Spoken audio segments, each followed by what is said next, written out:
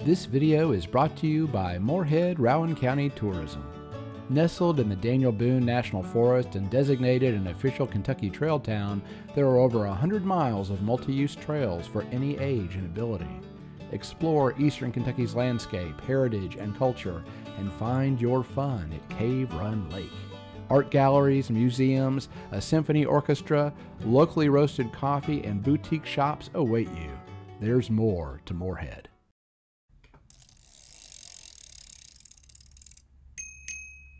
Hey guys, it's Nathan from the Kentucky Cycling YouTube channel. Welcome to the next interview in the Kentucky Cycling Connection series. I'm excited to introduce Austin Render, who is my guest today, who is the contributor of the Sheltowee Bikepacking Route that was published on bikepacking.com this past year. Austin, welcome to the channel. Hey, thanks, Nathan. Really appreciate it. Great to have you here. I'll say that the overarching objective of this interview is to provide a deep dive into this route in an effort to provide some additional details about the route that you may not be able to find on the website.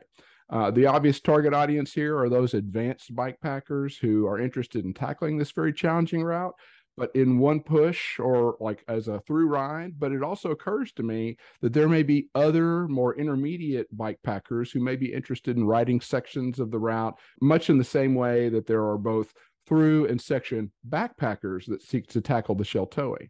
So Austin, I'm hoping that we can try to speak to both groups as we get into this. But before we dig into that, those kind of details, I always like to take a few minutes to ask some kind of background questions and sort of getting to know you questions, if you will. So I know you live in Louisville today. Is that home for you, or did you come to Kentucky from somewhere else? It is very much home for me. Yes, I'm in fact back in the house I grew up in, which is kind of a whole nother crazy story of how life came full circle without necessarily being my plans. But here we are. I'm back in the community of Highview, kind of southeast Jefferson County. But I did spend a good bit of time in my 20s traveling abroad, a lot of time by bike. Done some longer bike tours through Southeast Asia and Central Asia and South America, and worked as a cycling tour guide for a company called Backroads for a number of years, and led trips all over the Western U.S. and Europe and Southeast Asia as well. But yes, I'm back in Louisville. Well, that's cool. That's cool. And that Backroads thing, I didn't realize that you had that background. So I'll be interested kind of picking your brain about that a little later on, perhaps, off camera. I think that's a particularly interesting subject in and of itself. So from what I know about you, and you've kind of touched on this a little bit, it seems that your relationship with the bicycle has taken you to some pretty interesting places, both in terms of physical locations, which you kind of already made reference to, and also in terms of your work. So I like to kind of start at the beginning with this and say, how did you get into cycling? I mean, honestly, cycling started as an interest, even becoming a passion at a young age. I was never really into racing. It was more of just a way of exploring the community where I lived. Now it's largely subdivided, but back then this community of Highview was it was kind of the outskirts of Jefferson County. I didn't have to go very far to find one-lane roads and farms and lots of woods with, dirt bike trails and stuff like that. And so, as a young kid, I had a Truck 820 mountain bike, and that was kind of my key to freedom as a child. And so, I knew all the back roads, I knew my ways around the woods and stuff like that. And that just kind of evolved over time. Got into to more, I guess, progressive mountain biking as I got older. I did an exchange program at Utah State for my junior year of college, and I went out there. I didn't know anybody, but I went out there to fly fish and ski and mountain bike, and I did lots of those things, and not as much studying as I would have if I'd stayed at home at U of L. But that really kind of helped hone my passion for it. And then a few years later, in around 2009 or so, I did my first long distance bike tour, about 1,000 miles from Maryland to Maine along one of the Adventure Cycling Association routes, which was really incredible. I learned a lot, a lot of what not to do. And I kind of gotten some inspiration to do that while working in Ozark National Scenic Riverways in college. And I met a German guy that was, well, essentially a kid. He was my age. He was 19, and he was biking from coast to coast. And that just blew my mind. He barely spoke English. He had never been to the US before. And I thought, surely this must be the first and only person to ever do anything like that. And it turns out I was wrong, and that there was this whole world of adventure cycling and bike touring that I didn't know about. And so from there, it just kind of evolved. And, now we have bike packing, which wasn't really so much of a thing in 2009 as it is today. And so I've kind of combined my passions of mountain biking and bike touring into bike packing these days, and spend more time on the mountain bike if I can than on a road bike. In short, that's kind of how I've gotten to where I am today. Well, that's cool. I'm interested. I'll say a lot of your response resonates with me in terms of that bike as an exploration tool and want to explore the world around you. But in terms of taking that step, not only to go from, you said, did you go from Maryland to Maine or Maine to Maryland? I can't remember what you said. Which way? Maryland to Maine. Maryland to Maine. So that's a big step, in and of itself. But then from there, so talk to me a little bit about how that kind of, jump started your kind of riding abroad. Yeah, well, during that time, I was working as an accountant. So my degree is in accounting. I got a degree from U of L, and I started working at a law firm downtown. I was doing estate planning, estate taxes. I want to say probably about the poorest fit for my personality type. And I was going to say, friends... you look like the typical accountant in a law firm, pun intended. Right? A lot of my friends were like, "Aren't you supposed to be a park ranger or something like that?" But 2008, the economy kind of was in the tank, and the job market was somewhat bleak, especially for college graduates. So I'd always had somewhat of an interest in business. I'd run an eBay business in high school. My friends were flipping burgers and stuff like that. Absolutely nothing wrong with that. But I had started an eBay business, and kind of always had that interest in just running my own business and doing my own thing. And accounting seemed like a good, well-rounded business degree, and I was able to get a job right away. But with that, pretty quickly, I realized it was not going to be a long-term career for me. So after a couple of years, one of my best friends, whom I met at Utah State University, he unfortunately was left at the altar. His bride-to-be bailed an hour before the wedding. Oh, you're kidding? No. They didn't make a movie about it, did they? It sounds like that's awful. It sounds like it, right? Yeah. It has turned out great for both of them. Turned out great for me because he and I went on his honeymoon together, and we came up with this plan to travel around the world. And we spent the next year and a half or so just saving up and scheming and coming up with a plan. And that involved motorcycles and sometimes bicycles. And it turned into this for me, this larger 2 years of just nonstop travel, as cheaply as possible, with a backpack on my back, and about 40 different countries in the course of 2 years. From there, that evolved into becoming a guide for back roads. But during that time, he and I made our way over to Asia and all up through Asia. Went to Mongolia, spent 2 months riding motorcycles around Mongolia. And then once those bikes fell apart, we sold them and bought bicycles in Western. Bought some bikes and some bicycles in Western China and started riding west to Europe. Curious to know, was that a product of only being able to get so much for the motorcycles? Was it viewed as like a downgrade, or were you kind of just shifting gears? Yeah, a little bit of all of that. So that there were some logistics. When we went to Asia, we never planned on going to Mongolia. That just kind of came up one day, and we're like, yeah, let's go. And we had watched Ewan McGregor's The Long Way Round. They ride, nice BMWs all the way around the world. We had previous to that, we had ridden our motorcycles I started in Louisville, but went all the way up to Alaska to the Arctic Ocean and back. Oh, cool. So we kind of had this background in motorcycle touring. And anyways, so we got to Mongolia. We bought these dirt bikes. They were $600 a piece. So not super expensive, brand new right out of the box. We put the fluids in them ourselves, rode them for about a month in the East until they were falling apart, sold them for like $300 to some locals, bought 2 new ones, rode those through the West for about a month until they were falling apart. these were like 150cc dirt bikes from China. Wow. They, we rallied them, we thrashed them, they fell apart. So yeah, we sold them for, for about half of what we bought them for, and then got a bus or van really to Western China.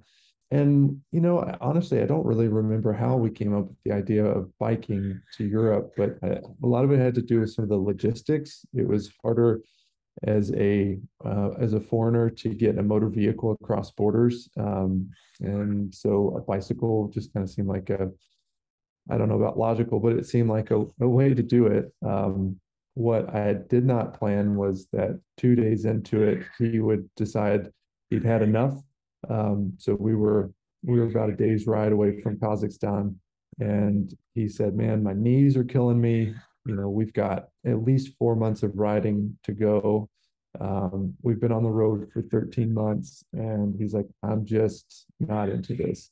And so, suddenly this kid from Kentucky found himself kind of faced with, I either pack up and go home or continue riding by myself into Central Asia.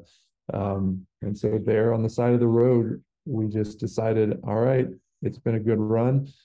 Give me your half of the tent and the rest of the gear that I'll need. And I kept riding for about another 2 months into Kazakhstan and into Kyrgyzstan, um, which was incredible. It was formidable. It was um, formative.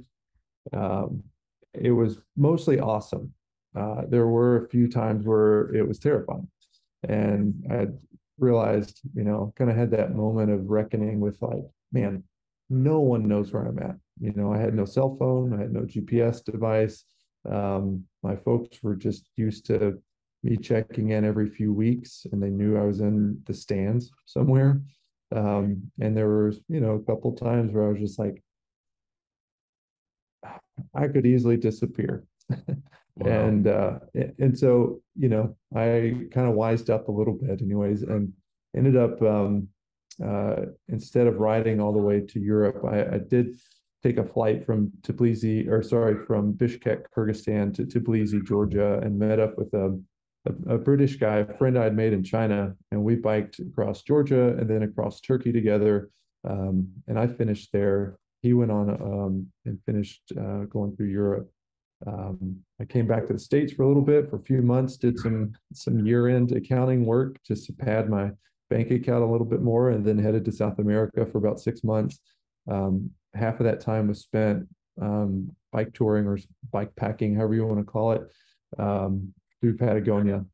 So about 3 months on just riding south through Argentina and Chile till the road ended in Ushuaia, the southern terminus of South America.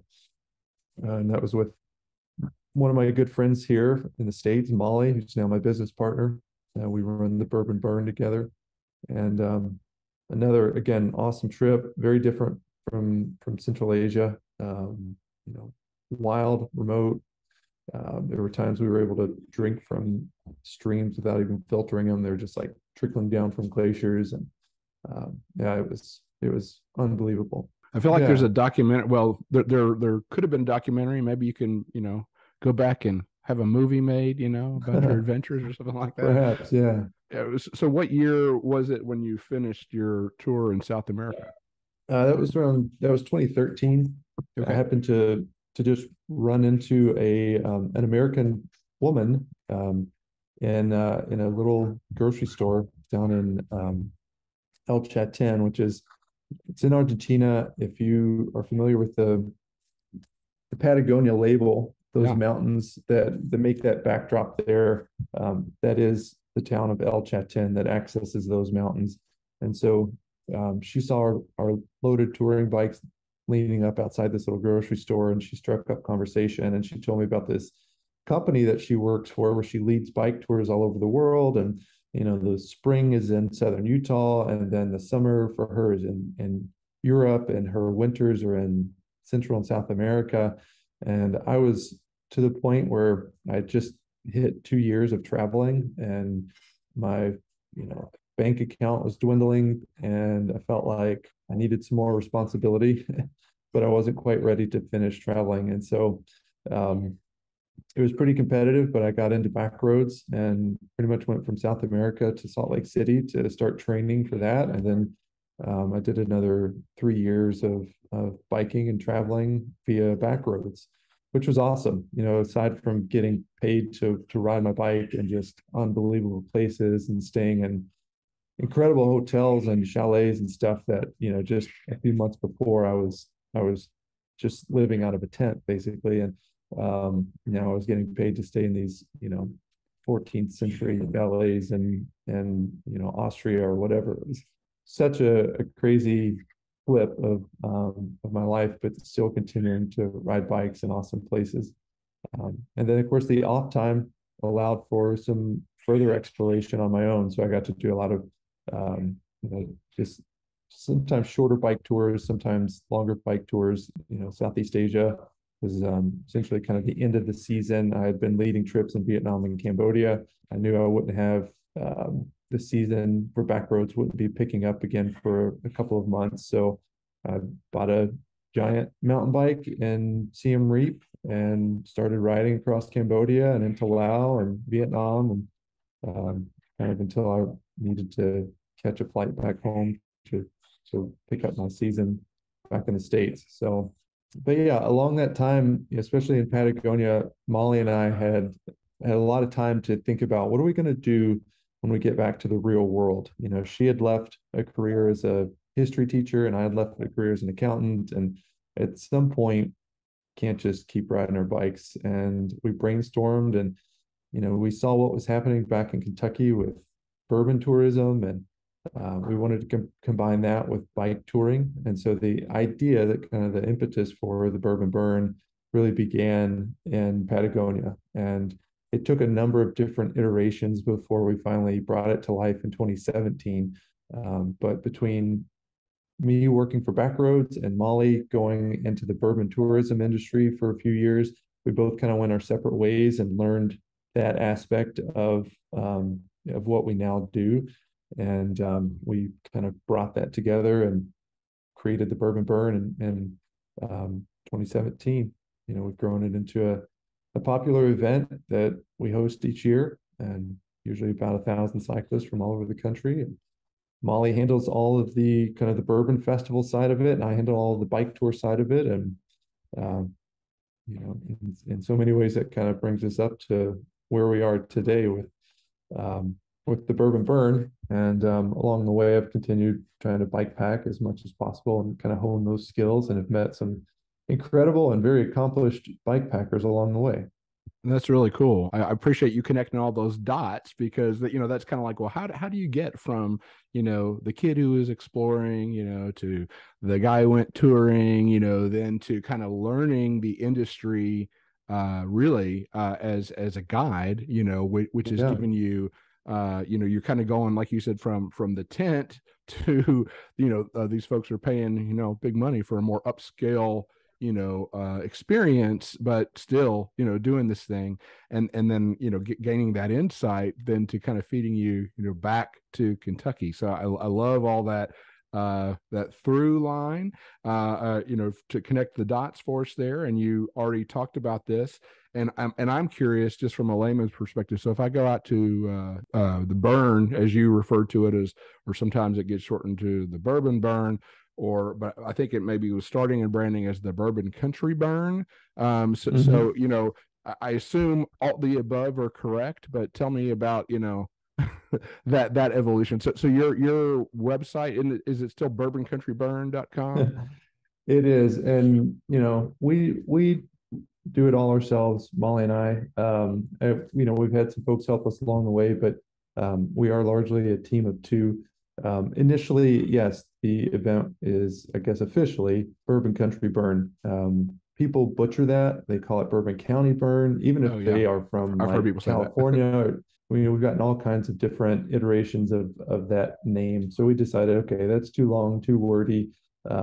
Initially, it was kind of like an SEO, you know, play to, if they hear that marketing phrase Bourbon Country, you know, when they Google it, hopefully our event will pop up as well. Our URL is still Bourbon Country Burn, but the guy that just happens to have Bourbon Burn hasn't really wanted to work with us, or at least not on reasonable terms to sell us that URL. So so it is still Bourbon Country Burn. We simply call it the Burn. Gotcha. We've dropped country from anything that's printed just because of people kind of struggling with the name. It's too wordy. So yeah, that's where we are with the name of the event. We just refer to it as the Burn. So talk to me about that event. It certainly could be qualified as an organized ride, but it seems like it's more than that. It's described as a festival. You use that word. Sure. So talk to me about sort of the experience of someone who is interested in that ride in terms of what you created there. The Bourbon Burn is essentially two events in one. It's a bike tour by day and a bourbon festival by night. So I've taken a lot of what I learned with Backroads, kind of that higher end, fully supported concept, and applied much of that to what we do at the Burn. So it is fully supported in that we have support stops every 15 to 20 miles. We have support vehicles out there, and everyone has a 1-800 number on their wristband that they can call if they get a flat tire, if they have a minor medical issue, something like that. We're there to support you. All of the distilleries that we bike to, we offer a bottle Sherpa service. So folks that, they're coming from all over the country and in some cases beyond, and they're biking to Buffalo Trace. And let's say perhaps they have a, limited release of Blanton's that day. Some folks may be walking out there with a bottle or a case. Regardless, it's difficult to carry that or impossible to carry that on your bike. So we came up with the bottle Sherpa service, which folks, it's included in the ticket price, and we bag it and tag it and make sure it's waiting for you at the end of the ride. And man, people for sure take advantage of that service as well. So yeah, bike tour by day, you get to bike to the different distilleries throughout Central Kentucky, see where it's made and how it's made. But then each evening, we switch over to a bourbon festival. So those same distilleries that we bike to that day, plus a number of others that we invite, are there at the Bourbon Base Camp at the Kentucky Horse Park Campground. They're pouring samples. They're talking about their product. We have live local music. We have catered meal under a big top tent. There's some breakout sessions for those folks that are, more interested in bourbon. We've got some separate ticketed VIP experiences for those folks that are really connoisseurs of bourbon. We've had Freddie Johnson from Buffalo Trace come and speak. We've had one of the ones that really sticks out in my mind is the folks from Jefferson's came one year and they took one of their so it's the same batch of bourbon.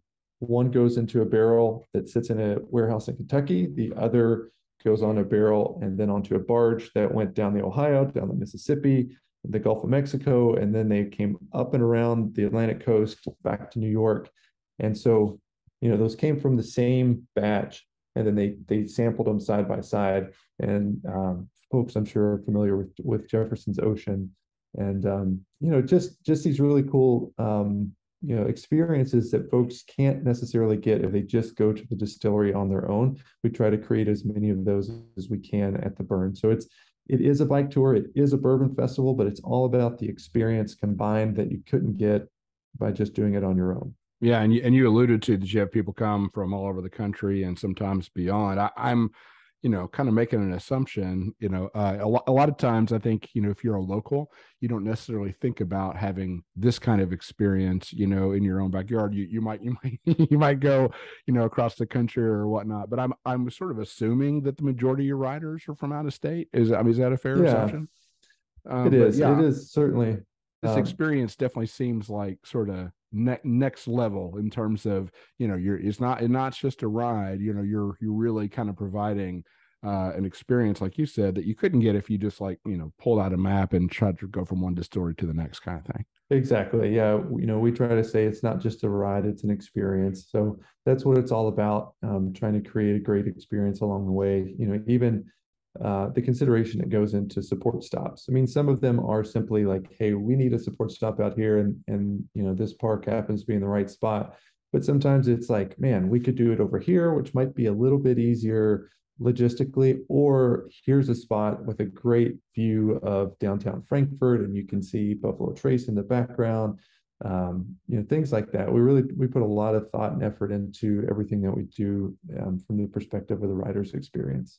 That's really cool. Really cool. So, in turning our attention to the Sheltowee bikepacking route, I'm curious to know when did this idea occur to you to try to develop a bikepacking route based upon the Sheltowee Trace? Well, good question. So it initially came to me shortly after the first bike tour I ever did, the one in 2009 from Maryland to Maine. That was my first bike tour. I was really into mountain biking and just, the local trails and stuff in this area. And so I tried to marry the two. I'd never done any bike packing. I was on a full suspension bike, but it had 26-inch rims on it. At that time there was no information about trying to ride the Sheltowee, and I just kind of strapped some stuff onto a mountain bike, found a rear rack that just extended off the seat post, and kind of went for it blind. And I was going to have a buddy join me. He kind of backed out last minute, so I was kind of used to that at this point, and just went for it by myself. And you know, at that point, I don't know, maybe tubeless tires existed. I certainly didn't have them. The Yeah. northern terminus was really overgrown. It's much, much different today. It's so much nicer now. They've done a lot of work to that northern section. The one thing I did know from doing some research online was the northern section was probably going to be one of the roughest, and it lived up to its its hype. I only made it 7 miles. By 7 miles, I was bloody. It was so overgrown with briars that Ouch. my arms and legs were shredded. They were bleeding. I'd already had several flats from the thorns, and then I snapped my derailleur hanger Oh, 7 miles in. And oh so gosh. my first attempt got shut down pretty prematurely. I'm honestly, now that I have seen much more of the Sheltowee, there's no chance I would have made it anyways, had the derailleur debacle not happened. So I ended up bailing, and it wasn't until 2020 that I tried it again. So that had kind of been in the back of my mind. I'm surprised But that that didn't just scar you for life, you know?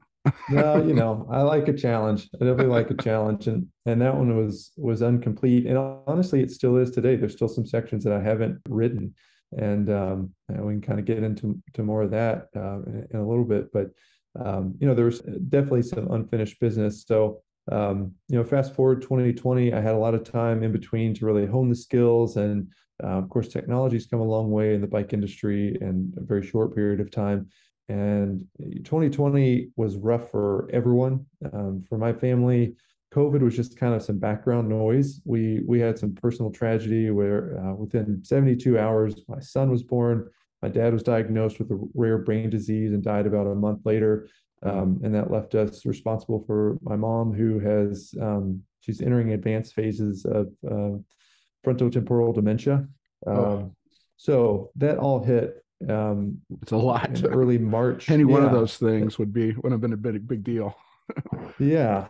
And that Yeah. all hit March of 2020, which is when COVID hit too. So man, our world got rocked. And by October, of course, we had to cancel our Bourbon Burn as well. So it was like this whole crisis mode, just trying to get through. But by October, things had, I don't know, somewhat normalized for us.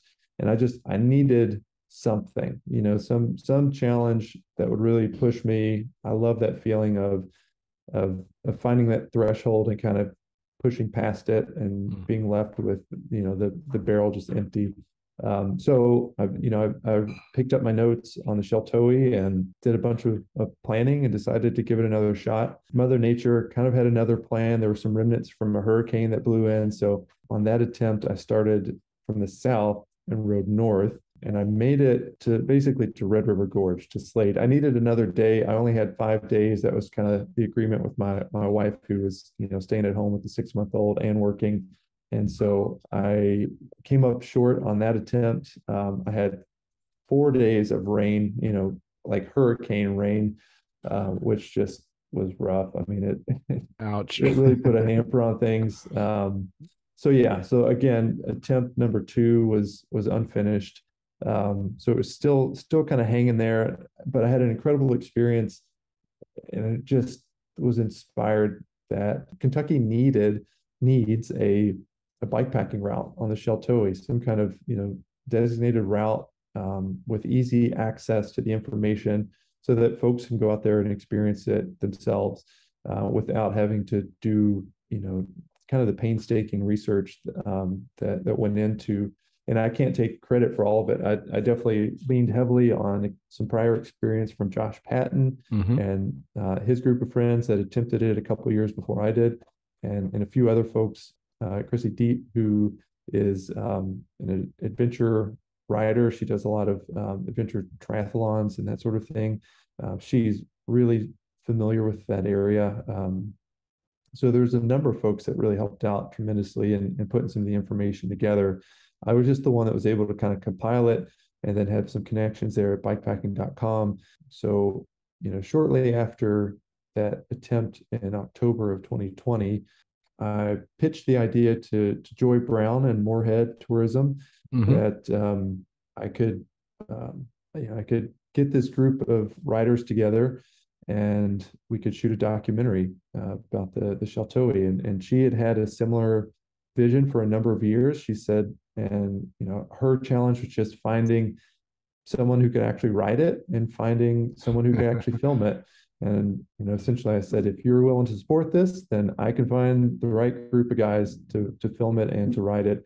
And so April of 21, we brought together a group of 5 of us, Neil Belchenko, Max Milburn, Mike Barrett, and Andrew Opila, and myself to give it another go. And so Andrew Opila was the videographer. A lot of folks in the bikepacking world recognize Neil Belchenko's name. He's a very, very accomplished bikepacker. He's makes a living doing it. And he does all the. I mean, I get a lot of gear tips from his videos on the YouTube channel via bikepacking.com. So it's great stuff. Yeah, you referenced a connection to bikepacking.com. So you knew somebody who was tied into it. Yeah. So I had not met Neil until the day before the trip. So Mike Barrett was a good buddy of mine from Backroads. We did a lot of silly adventures together.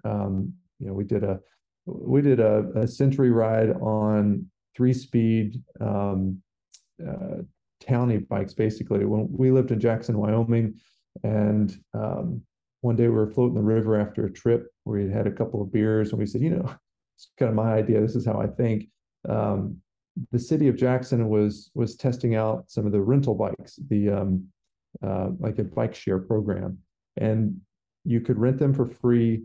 You could check them out for free. They were tracking them with GPS devices to see just how people were utilizing it. I was like, what would be hilarious?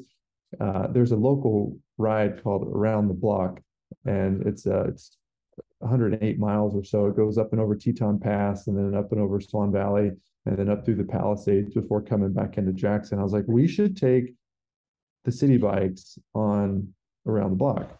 And so 10 o'clock that night, we grabbed a couple burritos and a sleeping bag, and we got some glow sticks and stuff and taped them to the bikes, and we took off. We put our clipless pedals on them. And we did, 100 and something miles on these 3-speed. I mean, they're so heavy.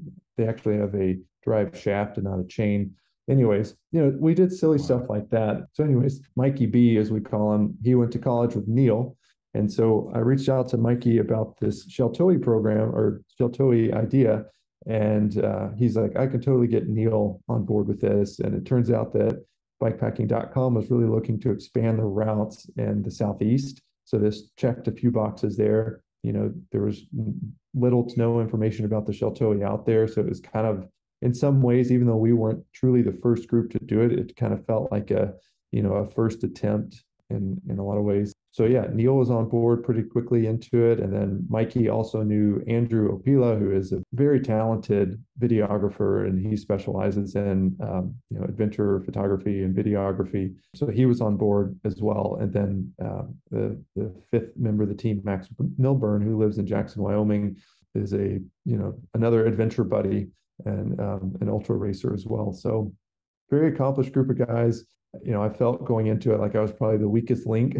They're all just really strong, lightweight guys. And but it was a good group. It was a wonderful group. And we've just recently returned from doing the Queen's Ransom out in Arizona just a couple of weeks ago. We've decided, each year to get back together and try Oh, to look do. at you. So now Yeah, I know someone who's tied to bikepacking.com. Look that's at right. Yeah, yeah. that. You're part of the in crowd there. Way to Yeah, go. Neil and I have become good buddies, and he had a son shortly after the Sheltowee trip, so we both got that going on, and we're always exchanging texts about being dads and riding bikes and stuff like that. So it's good. Yeah, it's great. He's a great dude, great group of adventure buddies, and yeah, we're already planning next year's trip. Yeah, very cool. Well, as far as your adventure on the Sheltowee with that group, I'm aware of the video, I guess, that Neil put out, and then there was another video which is sort of the more like the official video for the route. When you're referring to the documentary, are you referring to that, or is there something longer that exists out there? No, so you're right. There are two videos. So Neil's video was an effort to kind of salvage what we thought was heading south. The more polished second video that came out is the official promo piece that we'd kind of envisioned with Joy when we talked about doing this project to promote the Sheltowee and Morehead tourism. But it kind of looked like for a while it had stalled out. And our adventure videographer guy, Andrew, just turns out he was in Antarctica for a number of months, and he had I guess as like adventure guys, adventure videographers may yeah. do. I don't know. Yeah, absolutely. Well, he had some opportunities come up to do Sure. like this climbing documentary in Italy and then go to Patagonia for like a ski touring documentary. And then that turned into like an Antarctica expedition as well. And so it just kind of seemed like it wasn't going to happen. So Neil had a lot of footage that he had shot along the way. He put his video out. And then shortly after he put it out, Opie was like, "Hey, here's the video. It's done." And we're like, "Oh, great. Okay." So we ended up with two videos, and they're both great. One's more like Neil's first person perspective, Yeah. whereas the other one is more of that kind of that storyline that tells more of the background of the Sheltowee and the trip and that sort of thing. Yeah, and I'll include links to both of those videos in the YouTube description for this interview, so if people want to go watch those as well as link to them at the end of the video. But one big takeaway was I think you kind of joked about it. It's like how do you break your bike in 300 miles or something like that? So can Yeah. you talk a little bit about sort of the conditions and I mean something that's never occurred to me, and I guess I've just never ridden far enough, on one trip, is to think about carrying like extra brake pads and that kind of thing. So, and I know that was something that, there's these pictures, if you got to the, website, there's these pictures of, burnt up brake pads and Yeah. so it's like, it's tough, not just Yeah. physically, but apparently on your equipment as well. It is. And I had certainly experienced that, on my own back in October. But Josh Patton had really kind of I think he said, the Sheltowee eats bikes. And so I Mhm. knew kind of going into it that it was going to be pretty rough on the equipment. That the first go that I did, I carried an extra tire, which I did not need in the end. But it was just kind of like, man, that's one of those things, having already broken a derailleur hanger. Of course, I had a spare derailleur hanger this time. I had extra tire, just about extra everything almost, just in case. Fortunately, we didn't have that many mechanicals. There was the brake pad incident, which had, again, a lot of rain. We had a lot of rain on the second attempt with the guys, or the attempt in 2021 with the group of guys. We had several days of rain, and they're, I think, mostly used to doing a lot of bike touring, bike packing out west in drier conditions. And the Sheltowee is, even when the conditions are dry, there's a lot of creek crossings. There's no way that you and your bike are going to stay dry. But with the heavy rain that we had, and in places the trail is actually the creek bed. So Yeah. we were riding in some swollen streams and stuff like that, where drivetrain was getting submerged. Everything was really crunchy and gritty and grimy. And that particular day where the brake pads got toasted, we got off route a little bit. It's now been completely rerouted because it was what we were referring to as death mud. Yeah. But it was like a 5 mile stretch of dirt roads that were just, peanut butter mud. Yeah. And between all of the rain, the grit, the mud, it just destroyed brake pads. And so by the time group regrouped at camp that night, we checked pads, and I mean, we were down to the backing on most of them. And so, a little back up a little bit, at this point, the group of five was actually just three dedicated riders. We realized in the first 25 miles that the terrain was so difficult, and our videographer was so burdened with with the gear that he was carrying. His equipment was easily twice as much as any of ours. And so we realized very, very quickly, like, he's way behind us, but he needs to be way out in front so he can set up these shots. Yeah. There's no way we're going to finish this trip. So it worked out that we were able to pull essentially my vehicle, a 4Runner, into the project. And I said, look, I'll drive. I'll get you to where you need to be so that you can then bike in, without all the gear. You're just going to have to focus on shooting it. And so, luckily, between what Andrew got and what Neil was able to shoot on the bike, we were able to get, the footage that we needed for the film. But that first half day, we realized, like, okay, we're not going to be able to all five ride this thing. So that's where it kind of comes in, where there's still sections I haven't ridden, because of that change that we had to make. But Neil, Max, and Mikey, all three rode end to end on the route. So, wow. But that allowed us to have these two extra bikes that weren't being utilized. And so we actually had to pull brake pads off of my bike and off of Andrew's bike. Luckily, we were all running the same setup, and we put some brake pads onto Max's and Mikey's bike to get them going again. And then we actually drove off route and went all the way into Lexington and bought a bunch of brake pads for everybody to be able to finish the trip. So that was kind of the major mechanical issue that happened that trip. Otherwise, it was all pretty good, aside from some flats and stuff like that, which were pretty easily repairable. But yeah, brake pads were an issue. So it says it in the video, but definitely plan to bring some extra brake pads, especially if the weather's calling for rain. If you're going to do the whole thing, from end to end, at least start with brand new brake pads. I'll say that much. At least start with fresh brake pads. Yeah, well, good deal. Without any further ado, if it's okay with you, I'd like to go ahead and share my screen and actually bring up the route on bikepacking.com, as I think it's going to really help facilitate our discussion here. Yep. Okay. So you kind of given a nice, overview, but I like these metrics that are on these bikepacking routes. And I'll just say that, this difficulty number, if you're an average or intermediate rider, needs some kind of multiplier in your head as you think about this stuff. I'll say that the only bikepacking.com route I've ever done was maybe, I think it was like a 4 or a 5, and it was very challenging for me as an intermediate rider.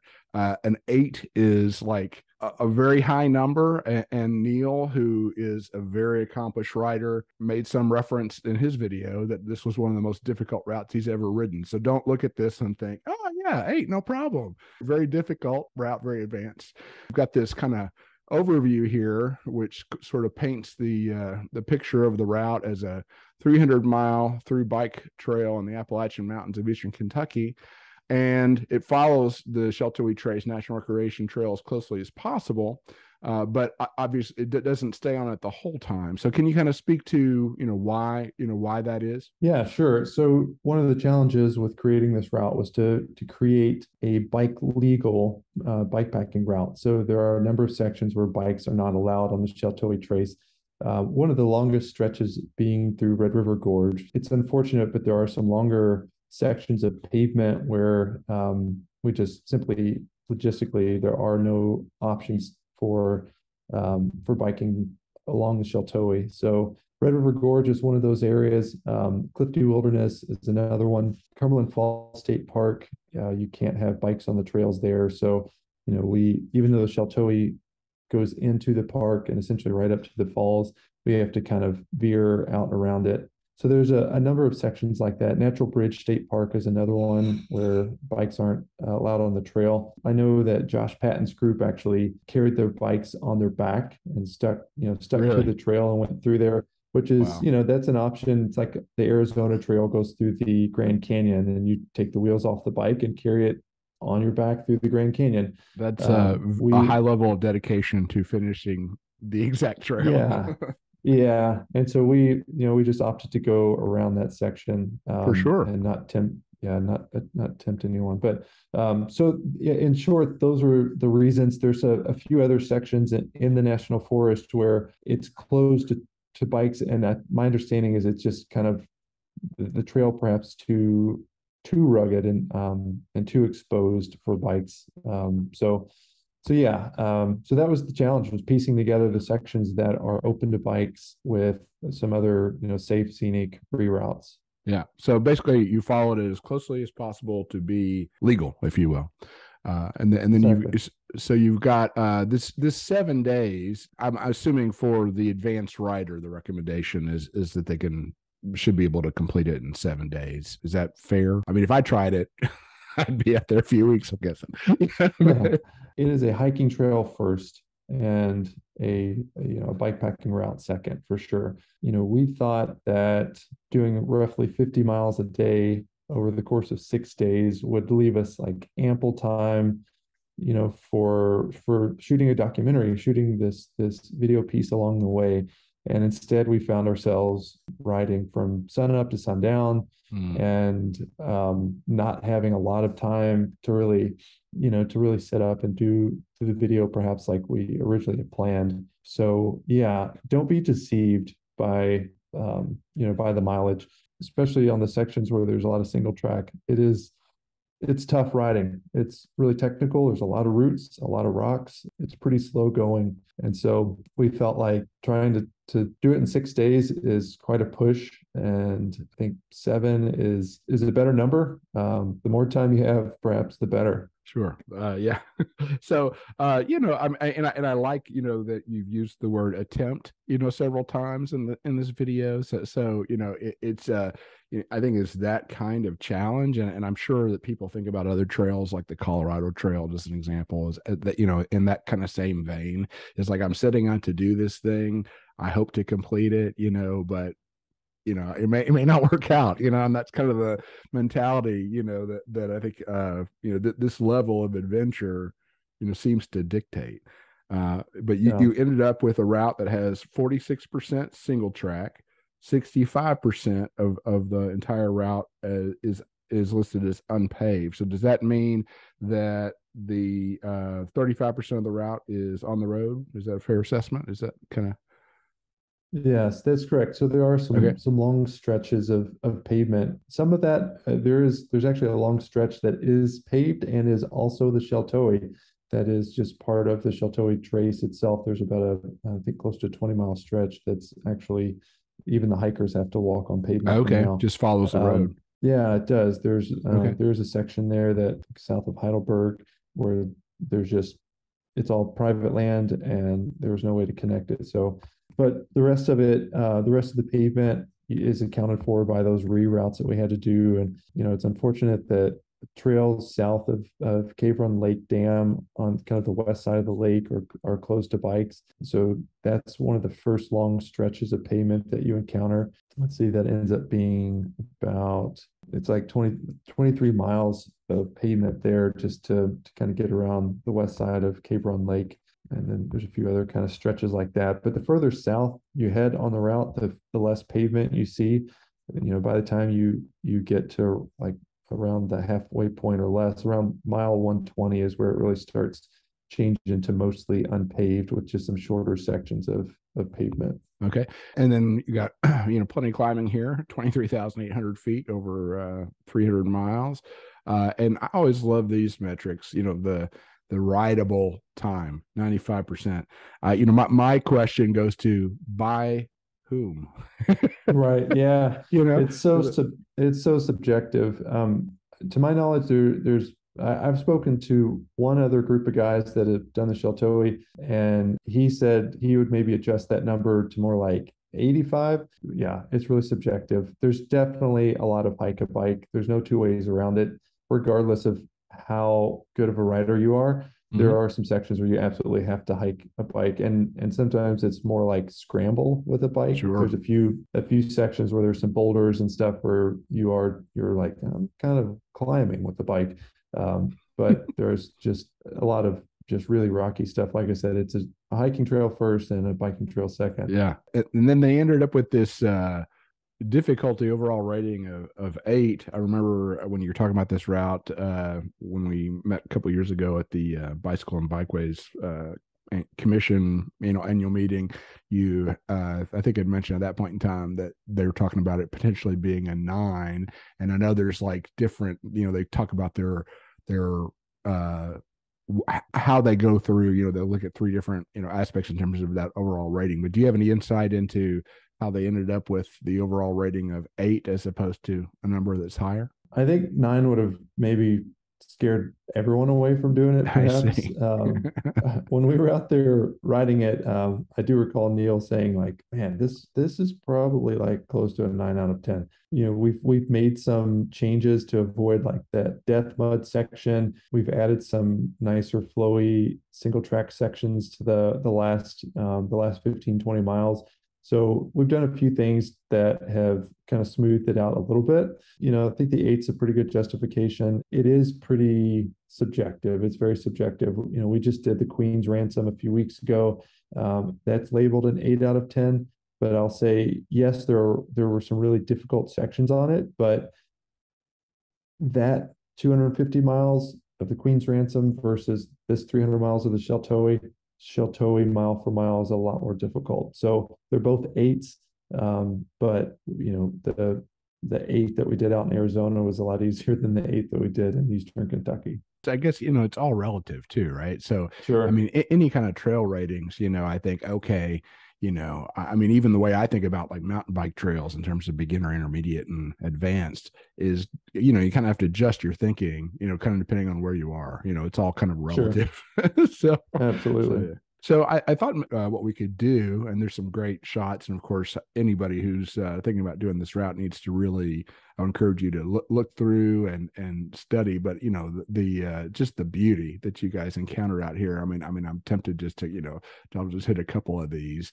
I mean, these are gorgeous, pictures, and I mean, look at that. I mean, that that takes a really special rider right there. That's a lot of loose rock. Yeah. Yeah, so this is all, cool stuff, just a little bit of a flavor. And there's I guess several sections where the Sheltowee shares space with like a forest road. Is that fair? Like this? Yeah, absolutely. Yeah. So that kind of goes into that metric of what's unpaved. So yes, there's a lot of single track, but there's also a lot of these Forest Service roads that are double track. Those are pristine. They're in great shape. Yeah. No, I mean, those are some of my favorite places to ride, or, forest roads in the Daniel Boone National Forest. They're very well maintained and for the most part, and then, quite nice. So anyway, there's a classic. Yeah, and then you got a lot of that kind of stuff too. And that's there's right? Sections. We know by me, sort of the Mohawk. Bicycle helmet. That's right. So, that was I mentioned earlier, Mikey and I doing that midnight ride through through the Tetons on those 3-speed city bikes, and that was a Kmart find. And they actually light up. So we got those and put them on our helmets for safety. And then it's just kind of survived time. And now it's just kind of my signature look. Yeah, very cool. Very cool. So, kind of what I'd like to do is just kind of have you kind of talk through the route. And this is, I believe it's designed to go from north to south. And as you do so, kind of, I mean, I know we're going to see depicted in sort of this black and white pattern are your unpaved sections, and then when it goes to solid black is where it's going to be paved.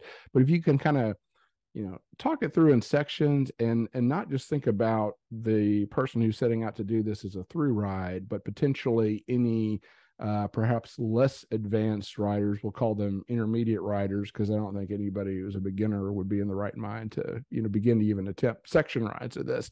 And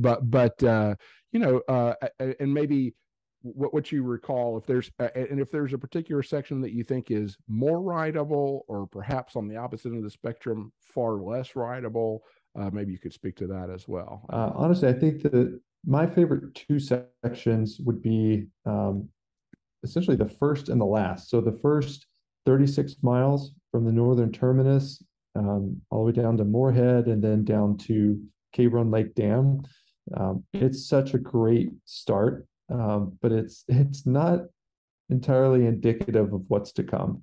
They've done a lot of work on the northern terminus. It's a nice, relatively fast section compared to what you get into a bit further south, where it becomes, really technical and really slow. There's not a lot of technical riding in those first 35 miles. And of course, 5 miles of that goes through right down Main Street and Morehead. And so you've got about 5 miles of pavement. Until it picks up again, the trail picks up again south of Morehead, and then you actually have some purpose-built mountain bike trails that take you all the way to Cave Run Lake Dam. Right. So the first 36 miles, you're just thinking like, man, if this entire trail is like this is really going to be awesome.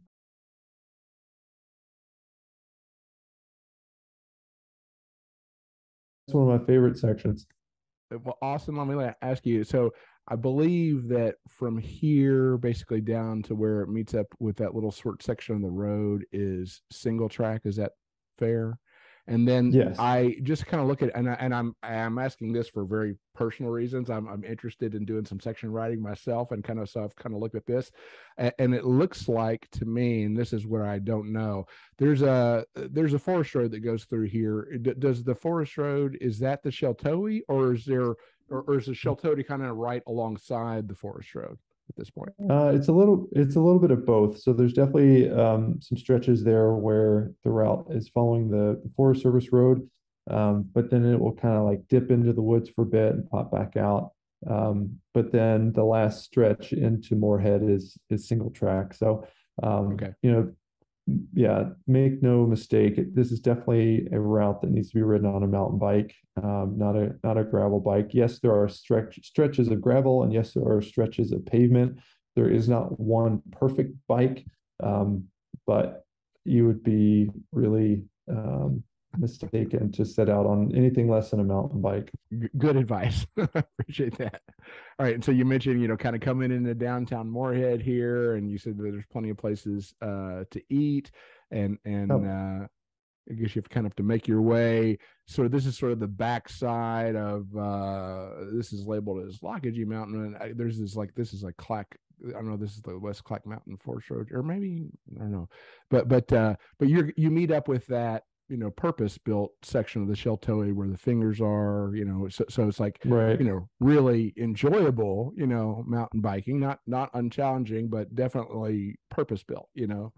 And then you kind of descend down by the ranger station and come across the dam. And right. You're saying this is that kind of that 20 some odd mile section where you have to ride on the road to get back to some single track.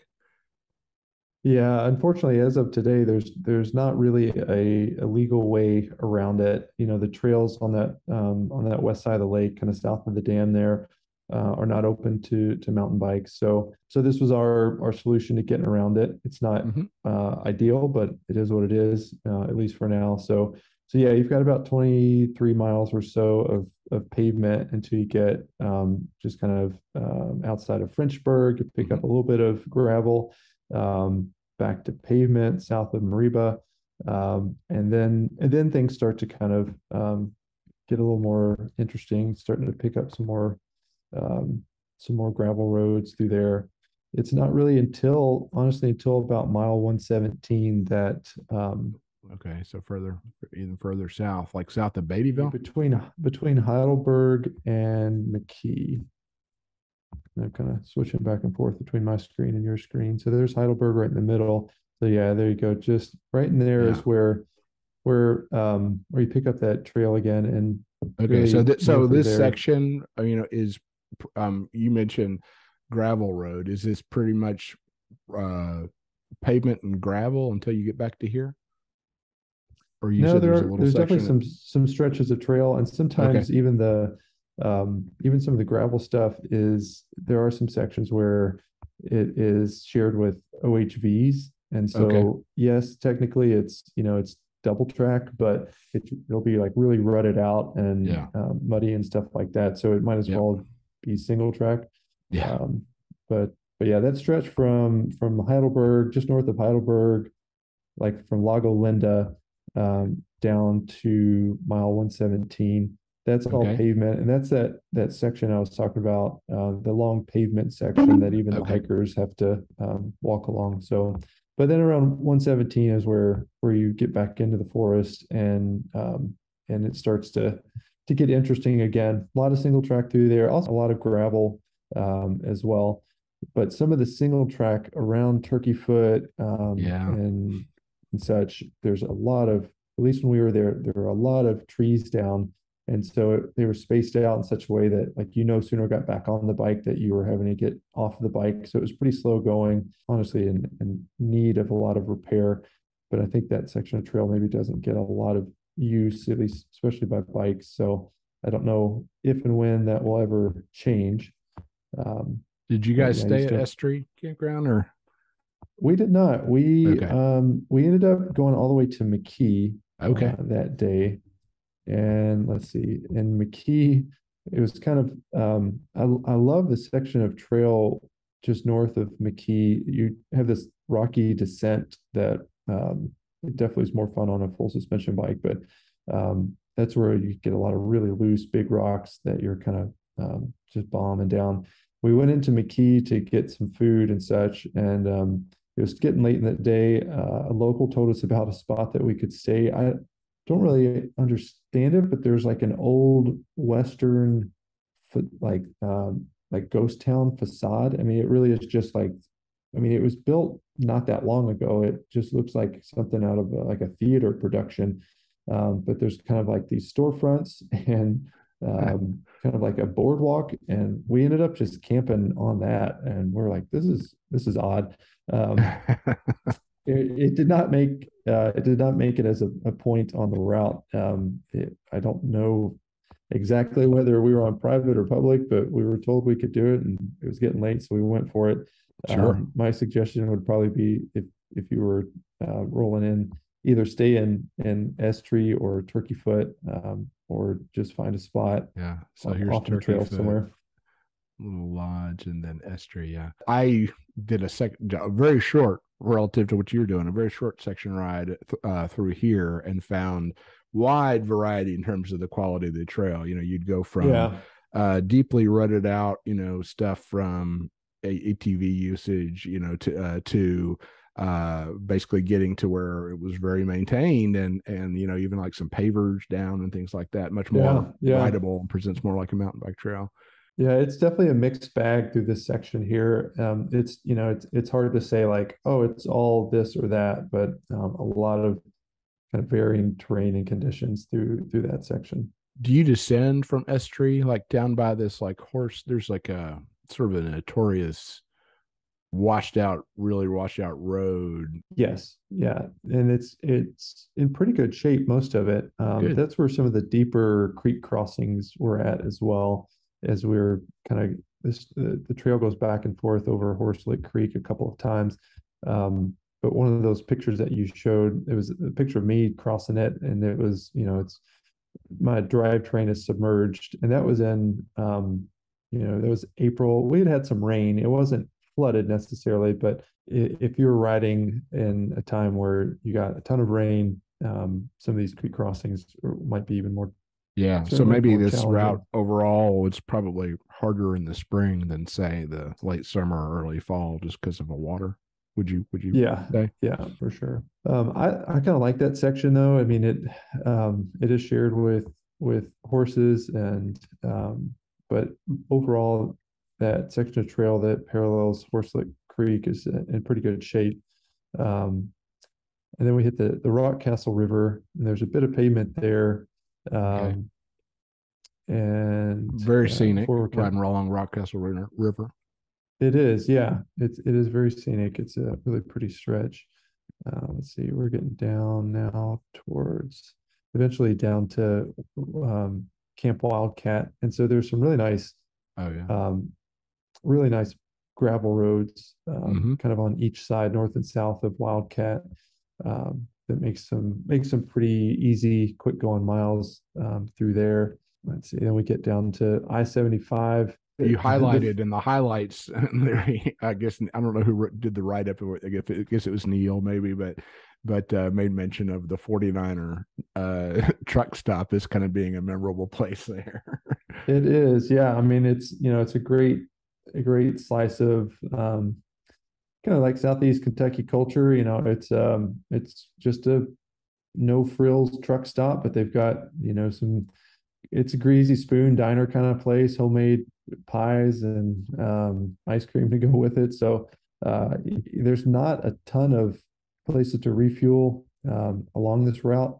There are plenty, you'll put it that way, as long as you're fine with gas stations. And that was kind of one of the biggest things I learned from Neil on this trip. Was I was trying to carry all this healthy food and stuff like that, and I was really weighed down, and he was just buying stuff at every gas station we hit. Yeah. And I was able to carry a lot less weight and just go about it that way. And when you're so pretty decent opportunities for resupply, provided you're willing to shop at a gas station, I guess.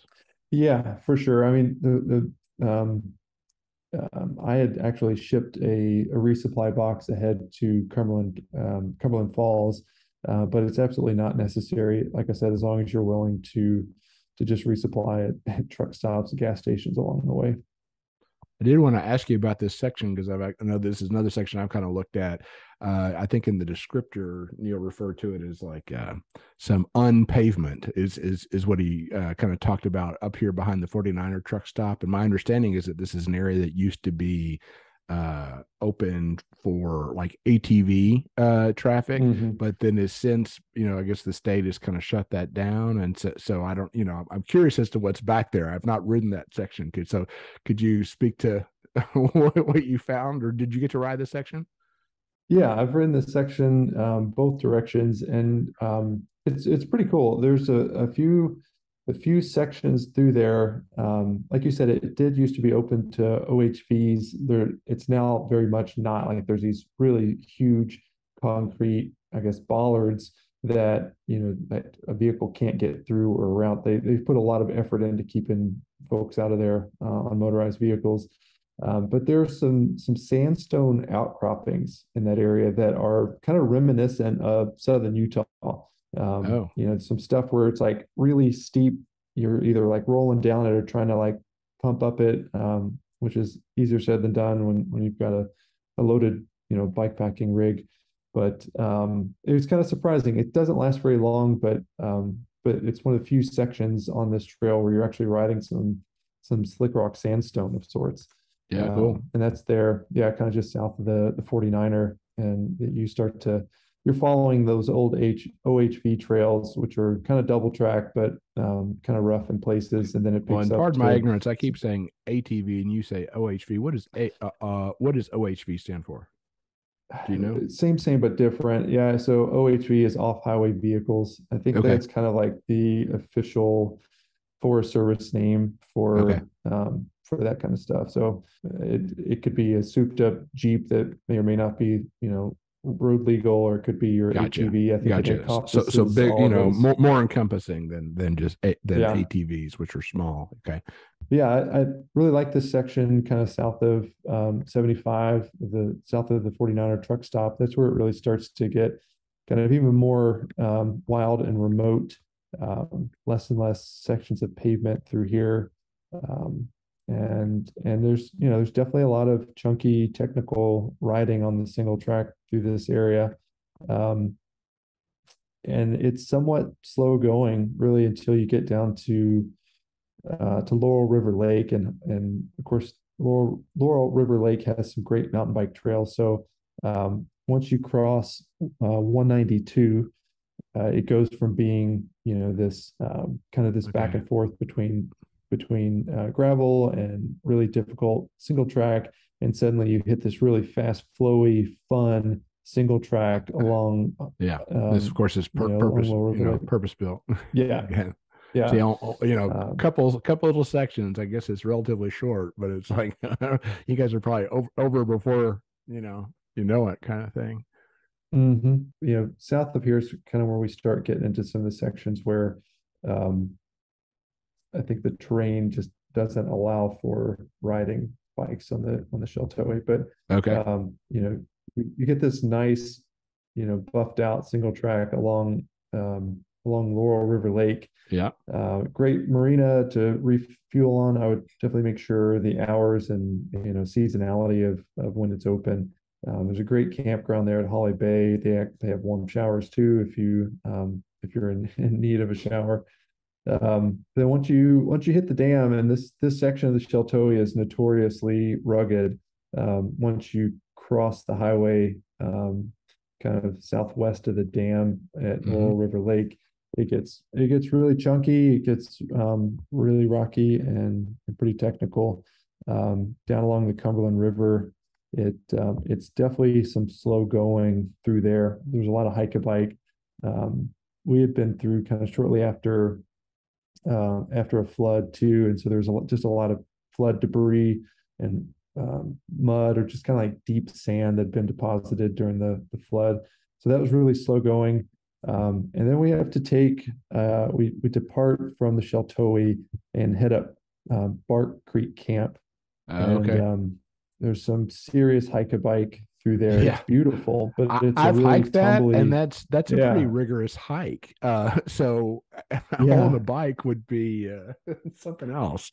So yeah, yeah. It's not and that's ideal, not. I but guess that's not real long, but it's long enough. I mean, as far it's as long enough. but it's doing a lot of this along some rocky terrain, and Yeah. you know The other option, which back in 2020 when I attempted it, was Dog Slaughter Falls, which is an awesome yeah. hike. But man, there's some sections there where you just really can't even hike a bike. It's too steep and scrambly. So we've gone with this dog camp option, which then gets you up to some Forest Service roads that are great, fast riding, really Yeah. scenic, really pretty, and that gets you up to Highway 90, Okay. and then you take 90 into Cumberland Falls. I mean, these are great roads through here. Very, very nice. I Yeah, love actually there you get these well, actually if you started from Bark Camp, then you were already at the bottom there, but there's really nice changes in like the flora and fauna as you crawl up and down. If you're doing this all as forest road, it's kind of cool because you descend and you watch that change and you yeah, climb out. But there's some really nice rock formations, I guess, is a big theme of this whole yeah, ride, right? You saw absolutely. lots of stuff. Yeah, tons of outcroppings. There's some arches along the way.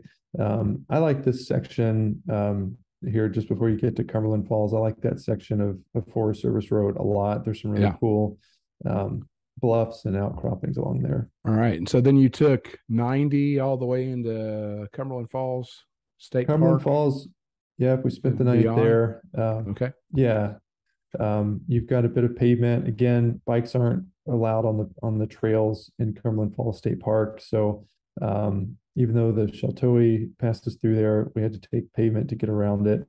So it's a bit south of Cumberland Falls where we pick up the trail again, and then you've got some fairly arduous single track until you hit Highway 27, basically outside of Whitley City. Excuse me, and then Okay. pavement into Whitley City. This is where a lot of the Sheltowee is closed to bikes just because of, I guess, the rugged nature of the trail. You just like truly wouldn't want to be out there on a bike. So yeah, that section from 27 down to Yamacraw is closed to And, bikes. So and I it's a had one of we did a ride the out of, I called it Yamacraw. I got corrected by a local. Apparently it's Yamacraw, like ham. Yamacraw. Yeah, yeah. So anyway, I said I looked at it and said the same thing as you did, and they're like, dude, that's Yamacraw. I'm like, okay, cool. I'm not going to pretend to be a Southeast Kentucky native, that's for sure, but yeah, Yamacraw. So yeah, there's kind of this longer section of pavement from Whitley City down to Yamacraw, Okay. cross the river there, and then you pick up the trail. This is one of the departures from the Sheltowee where it just made a lot of sense to pick up the Kentucky Trail and ride a good little portion of the Kentucky Trail through here.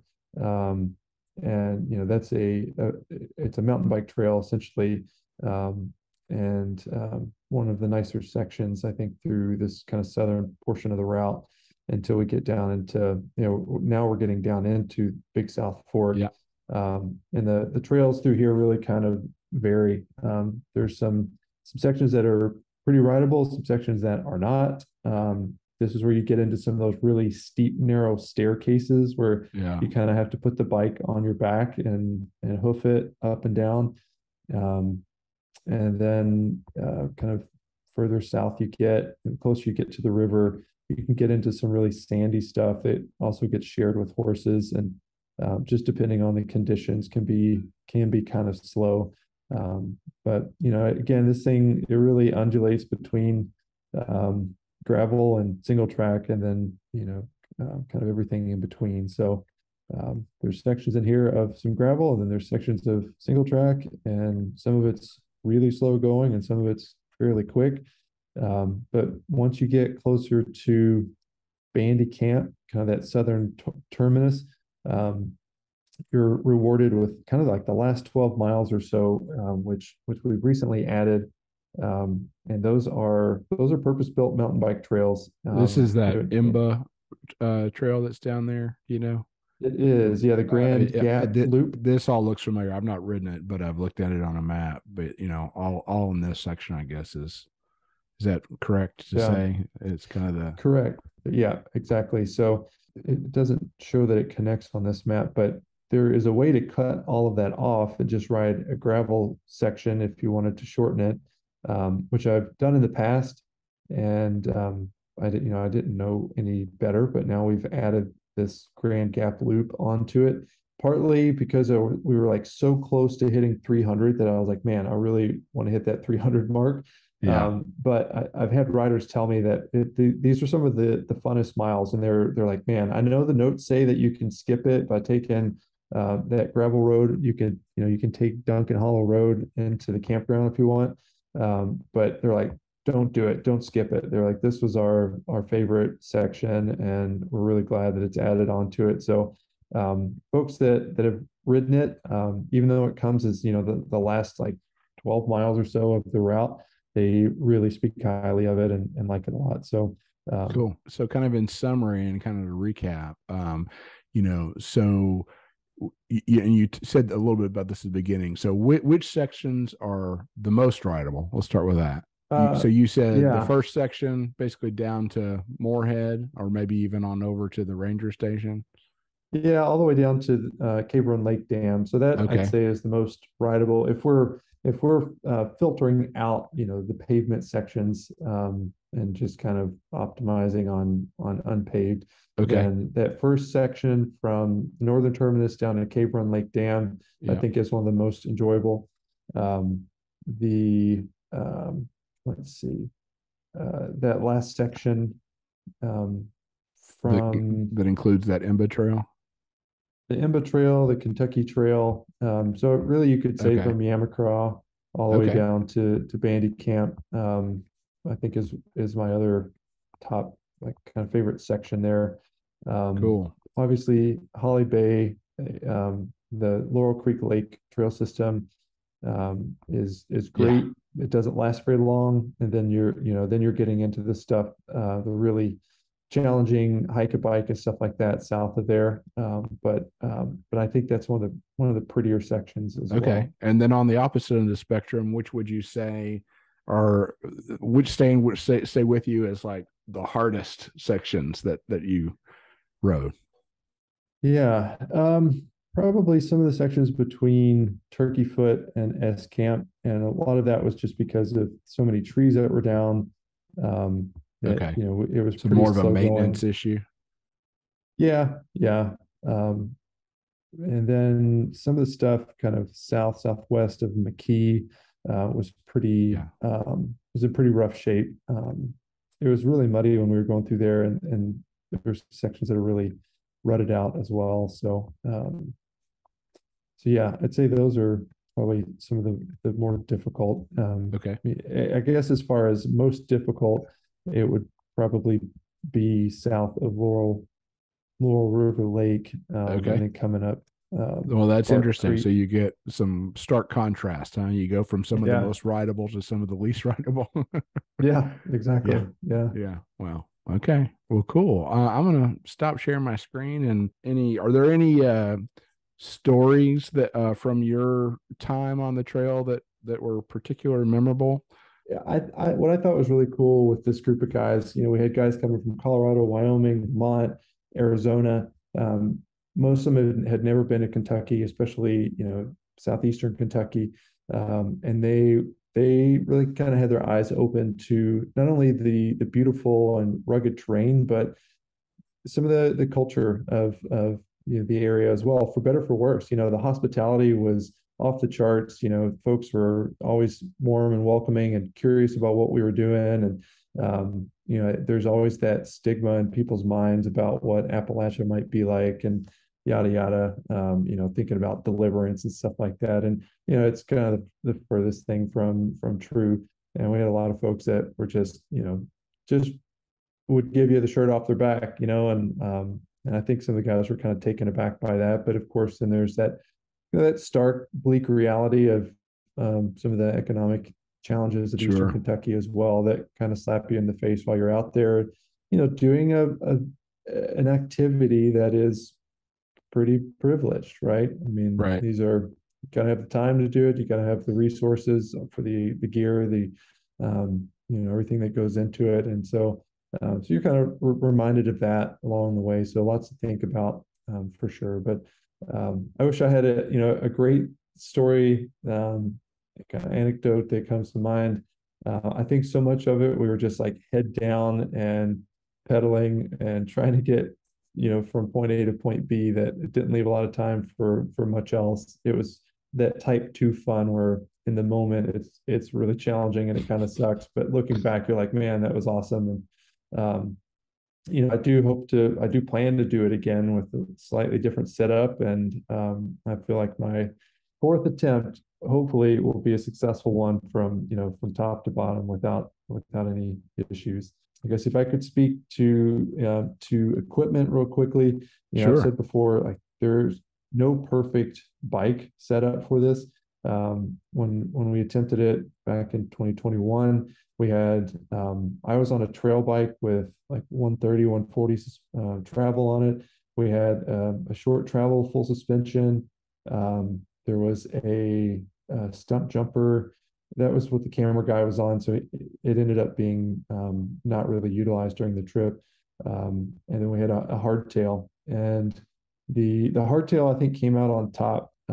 I'd say if you were um, to pick the right bike for the Sheltowee, either a hardtail 29er is probably the way to go, or a very short travel full suspension bike. But I plan on doing it again on a hardtail 29er. I have an Esker Hayduke, so it's a steel frame 29er, 29 inch rims, obviously, with a 130 fork on the front. That's what I just did the Queen's Ransom on, and it was amazing out there. And there's some really chunky riding out there. So definitely don't attempt it on a gravel bike. You won't make it very far at all, and you might find yourself better suited on a full suspension. But definitely a hardtail is the way to go. Okay, cool. Well, very, very versatile bikes, and I assume the 29 inch is for the added rollover. I mean, is that why that recommendation is here? Yeah, yeah, and there is quite a bit of pavement as well, so it just needs to be a Sure. bit more efficient. I was on like a Cannondale Bad Habit, so I had that one built up as a 27 and a half plus. And for the chunky stuff, especially the descents, it was great. I was, blowing by the other guys. but on the steep On the climbs, on the pavement, you're pavement and dragging. stuff like that, yeah, it was rough. So there's not a perfect bike for it. Yeah. Of course, Neil, with his wisdom and experience, he had a Salsa Timberjack, carbon frame, carbon wheels. He's just so dialed on his lightweight stuff that it's ridiculous. And he definitely, came out ahead on that one. And then Mikey was on a Salsa Spearfish, carbon frame, full suspension, 29er. And that was also a very versatile bike. Obviously, with full suspension, it's a bit harder just to carry your gear. It's harder to find frame bags for and stuff like that. So that's a consideration. But if you're a lightweight pro, it's no big deal. Definitely the lighter the better on this trip. There's tons of water, lots of water crossing. So, you really only have to carry like a liter at a time. It's a lot different than being out in Arizona recently where, sometimes we're carrying like 5 liters of water. And so, water weight is minimal. There's ample resupply as long as you're fine with gas stations and stuff like that. Plan it out, depending on how fast you're riding and stuff like that. It may be 20 or 30 miles in between, which could very easily be a full day of riding.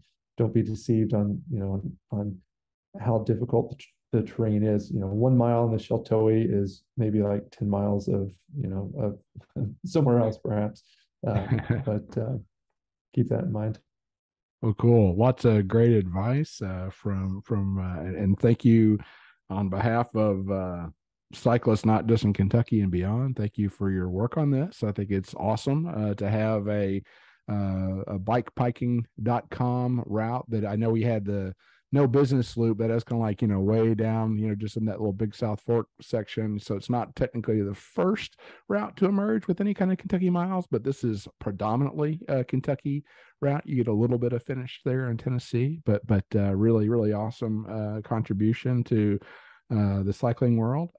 Any other words of wisdom you want to depart to us before we close out here? The only other thing I feel like I didn't really answer your question about wanting to do it in sections. Keep in mind it's really difficult to make a loop of any of the sections without pulling in a bunch of pavement. So if you're wanting to make loops out of it, you'll have to ride a section of the Sheltowee and then on your own figure out kind of a loop back to your vehicle if that's how you want to do it. Otherwise, you're going to have to utilize a shuttle system of some sort, whether that's utilizing 2 personal vehicles.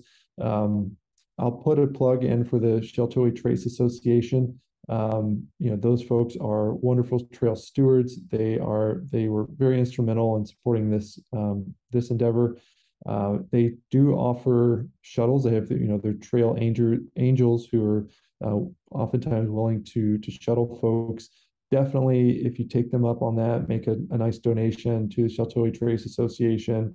Make sure you're covering gas for that person that took time out of their day to come, pick you up and shuttle you back and stuff like that. You can find obviously a lot of information on bikepacking.com about this route. For more like shuttle information, I would maybe look to the Sheltowee Trace Association. They have a Facebook page. And like I said, make sure you're supporting them if you rely on some of their resources because it's all volunteer based. Yeah, really good advice. Thank you very much. And I'll say that just in terms of those sections that you identified, it's more rideable. The one section that I thought you might be able to create a decent loop on would be the southernmost section.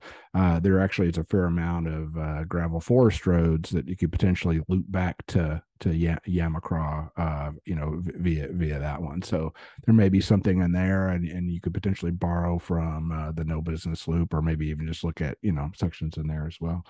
All right. Well, Austin, thank you very much for your time, and hopefully this will serve as some nice guidance, both again for those who are thinking about taking on this challenge, and then anybody else who's just interested in potentially doing some section rides of the Sheltowee. Thank you very much for your time. Oh, my pleasure. Thank you, Nathan. As always, we hope you found this content useful. If you did, please like the video and consider subscribing to the channel. Thanks.